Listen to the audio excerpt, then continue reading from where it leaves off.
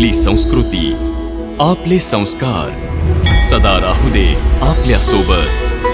भारताच्या महान ग्रंथांचे आणि काव्यांचे संपूर्ण संकलन. सबस्क्राईब करा तिलक. प्रभू, हे सामान्य बालकांचं काम नाही असू शकत. एकतर कुणीतरी मायावी आहे, नाहीतर कुणी दिव्य बालक. कुणीही असो, परंतु लक्ष्मण आणि शत्रुघ्नसारख्या योद्ध्यांना जे पराभूत करू शकतात ते परमशक्तिशाली नक्कीच आहेत. प्रभू, सेवेची ही संधी मलाही देण्यात यावी. मला असं वाटत आहे की या सगळ्यामध्ये अवश्य काहीतरी गूढ रहस्य आहे. परमवीर हनुमान, आपण भक्तीच्या परमसीमेला सार्थक केला आहे. त्यासाठी आम्ही आपल्याला कोटी कोटी प्रणाम करू इच्छितो.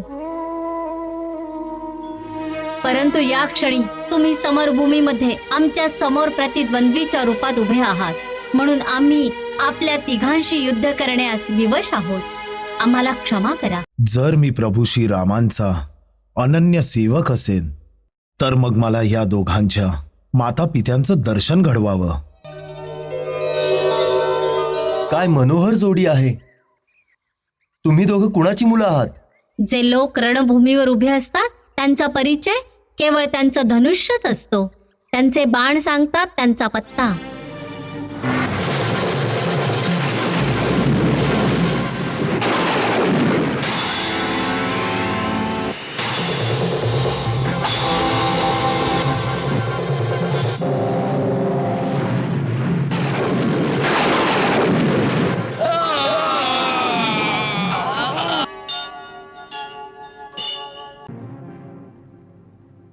काय? लक्ष्मणही जखमी झाला? होय महाराज, खूप घनघोर युद्ध झालं. दोन्ही बाजूनी दिव्य अस्त्र चालवली गेली, परंतु एक शक्ती लागल्याने कुमार लक्ष्मण वाईटरित्या जखमी झाले.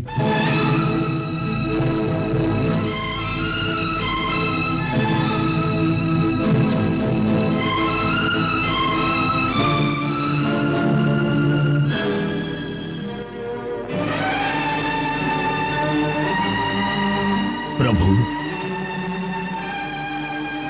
हे सामान्य बालकांचं काम नाही असू शकत. एकतर कुणीतरी मायावी आहे, नाहीतर कुणी दिव्य बालक. कुणीही असो, परंतु लक्ष्मण आणि शत्रुघ्नसारख्या योद्ध्यांना जे पराभूत करू शकतात ते परमशक्तिशाली नक्कीच आहेत. महाराज, मला आज्ञा द्यावी. मी ताबडतोब प्रस्थान करतो. प्रभू, मलाही कमाळभरासोबत जाण्याची आज्ञा असावी. वानरराज, आपण यावेळी आमचे अतिथी आहात. आम्ही आपल्यावर हा भार नाही टाकू शकत. मी अतिथी नाहीये, मी प्रभूंचा मित्र आहे. संकट समयी मित्राचा धर्म आहे की मित्राची मदत करावी. म्हणून मला कृपा करून जाण्याची आज्ञा द्यावी. प्रभू, सेवेची ही संधी मलाही देण्यात यावी. मला असं वाटत आहे की या सगळ्यामध्ये अवश्य काहीतरी गूढ रहस्य आहे.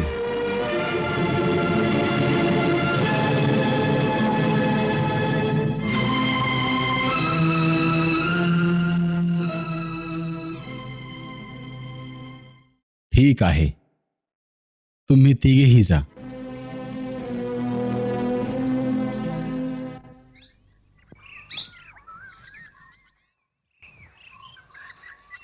सूर्योदयाची वेळ झाली आहे.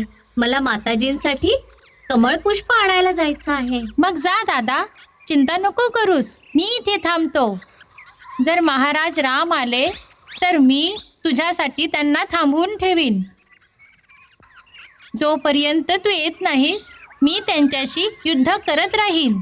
अच्छा, पण हरू नकोस हं? दादा, गुरुदेवांनी सांगितलं होतं ना की आता आपल्याला जगात कुणीच हरवू नाही शकणार म्हणून.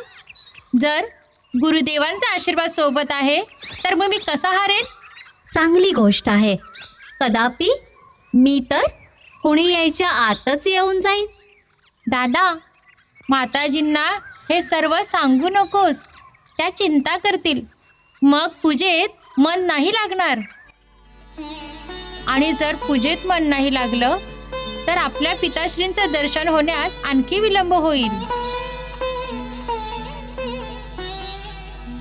बरोबर बोललास तू. अच्छा, मी आता निघतो.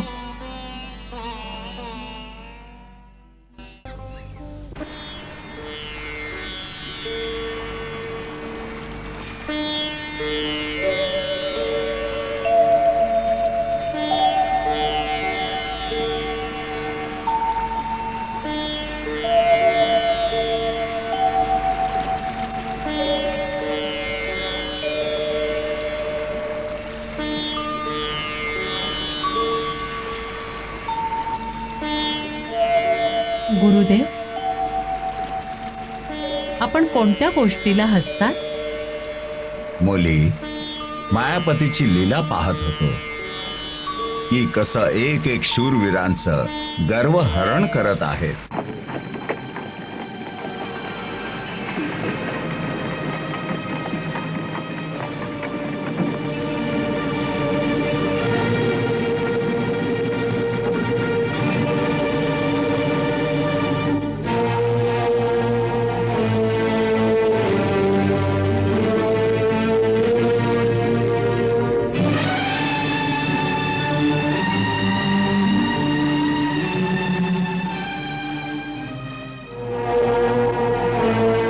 सुंदर मुला,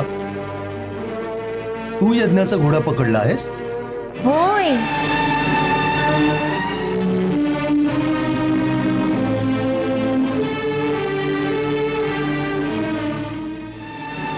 परंतु आम्हाला तर समजलं होतं की तुम्ही दोघं आहात. तुम्ही अगदी बरोबर ऐकलं. आम्ही दोघं भाऊ आहोत.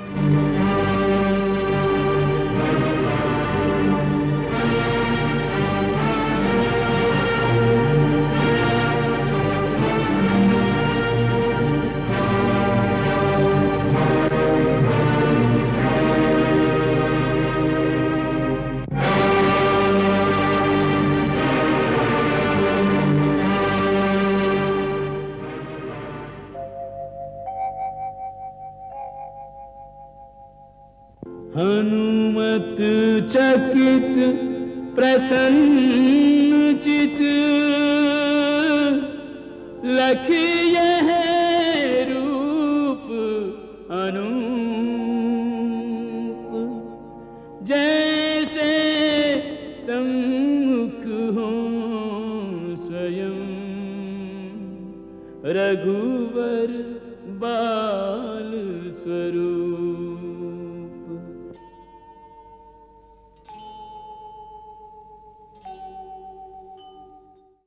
जर मी प्रभू श्री रामांचा अनन्य सेवक असेन, जर माझी भक्ती एखाद्या बालकाप्रमाणे निर्मळ आहे, तर मग मला या दोघांच्या माता पित्यांचं दर्शन घडवावं.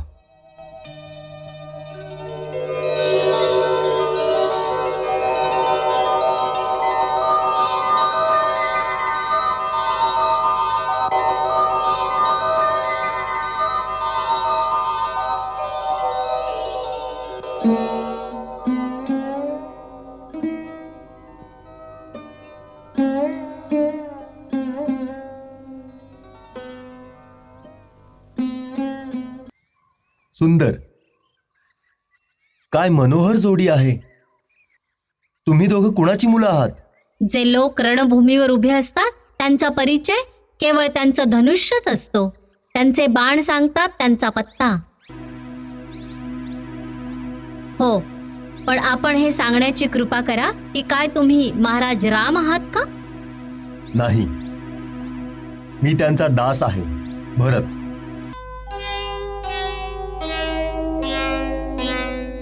हे आहेत महाराज सुग्रीव आणि हे आहेत वीर हनुमान. हनुमान?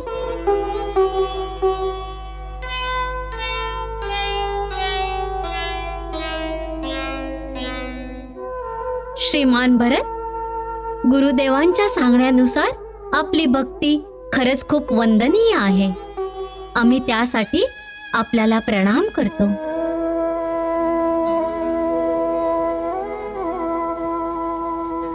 महाराज सुग्रीव, आपण राज्य प्राप्त करूनही एका वनवाशाबरोबर जी मैत्री निभावली आहे ती अनुकरणीय आहे. आणि हे परमवीर हनुमान, आपण भक्तीच्या परमसीमेला सार्थक केला आहे. त्यासाठी आम्ही आपल्याला कोटी कोटी प्रणाम करू इच्छितो. परंतु या क्षणी तुम्ही समरभूमीमध्ये आमच्या समोर प्रतिद्वंद्वीच्या रूपात उभे आहात, म्हणून आम्ही आपल्या तिघांशी युद्ध करण्यास विवश आहोत. आम्हाला क्षमा करा.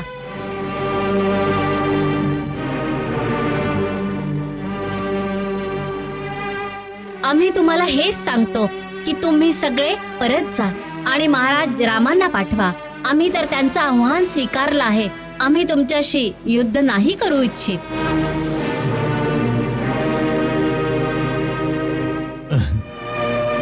आम्हालाही तुमच्याशी युद्ध नाही करायचंय. खूप चांगली गोष्ट आहे. तुम्ही जा. आम्ही तुम्हाला काहीही करणार नाही. परंतु आम्ही श्री राम प्रभूंचे दास आहोत. त्यांच्याच आज्ञेने यज्ञाचा घोडा घ्यायला आलो आहोत. म्हणून घोडा घेतल्याशिवाय तर जाऊ नाही शकत. आम्ही तर म्हणतो की घोड्यासोबत तुम्हालाही बरोबर घेऊन जावं. बंदी बनवून नाही. जर माझ्या स्वामींचं काम झालं तर मी तुम्हालाही माझे स्वामी बनवून घेऊन जाऊ शकतो. हनुमानजी, तुम्ही वीर तर आहातच, पण आता समजलं की तुम्ही चतुरही आहात. असं गोड गोड बोलून तुमच्या मोहजाळामध्ये फसवून तुम्ही आम्हाला तुमच्या राजाकडे घेऊन जाऊन त्यांना तुमच्या विजयाचं प्रमाण देऊ इच्छिता आणि आम्हाला बंदी बनवून शिक्षाही देऊ इच्छिता. आम्ही या अशा गोष्टींना कधीही भुलणार नाही. दादा, सरळ सरळ सांग ना की आपण महाराज रामांचं आव्हान वाचून घोडा पकडला आहे. त्यांना सांगा त्यांनी स्वतः येऊन आमच्याशी युद्ध करून घोडा घेऊन जावा, नाहीतर हार मानून आपलं आव्हान परत घ्यावं.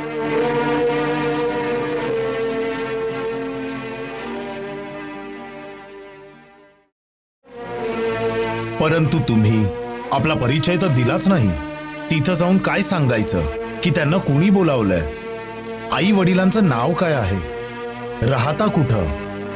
हनुमानजी, इथं काही आमच्या लग्ना बिग्नाची बोलणी चालली नाहीयेत की आम्ही आमचं कुळ आणि गोत्राची माहिती सांगू. इथं युद्धाची गोष्ट चालू आहे. इथं प्रश्नही बाणच विचारतील आणि उत्तरही बाणच देतील.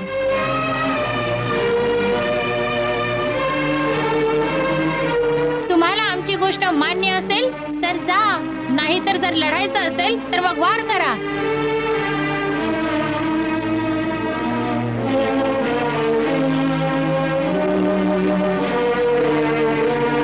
तुम्ही तुमच्या बालहट्टानं आम्हाला शस्त्र उचलायला का भाग पाडताय? तुमची सुकुमार अवस्था पाहून बाण चालवायला आमचं मन धजावत नाही. जिथं अस्त्र उचलली जात नाहीत तिथं पराजय स्वीकारणंच योग्य आहे. पराजय? पराजय हा शब्द रघुकुलाच्या गाथेत नाहीये मूर्ख मुला. पण शत्रुघ्न आणि लक्ष्मणजी रघुकुलातलेच आहेत ना, जे पराजित होऊन शिबिरात मूर्छित पडलेले असतील. त्याच रघुकुलाचा अहंकार आहे तुम्हाला.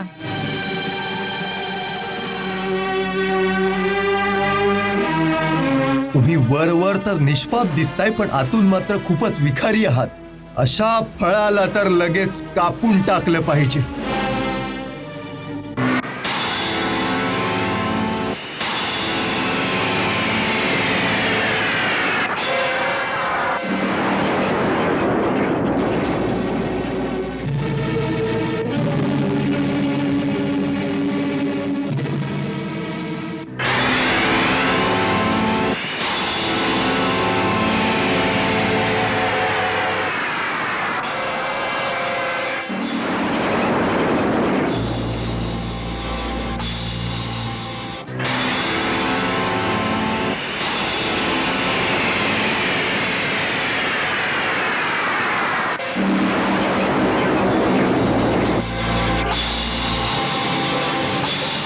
शत्रुघ्न से टकरा के सौमित्र को चकरा के लव कुश भरत के साथ अब संग्राम करते हैं. बाणों की वर्षा युद्ध में अविराम करते हैं. बाणों की वर्षा युद्ध में अविराम करते हैं।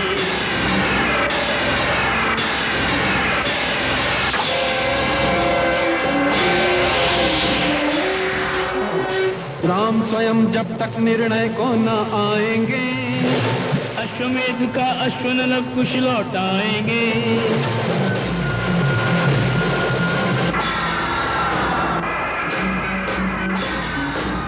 हार गया जो भी इनसे लड़ा, सीता के जायों में है साहस बड़ा, सीता के जायों में है साहस बड़ा।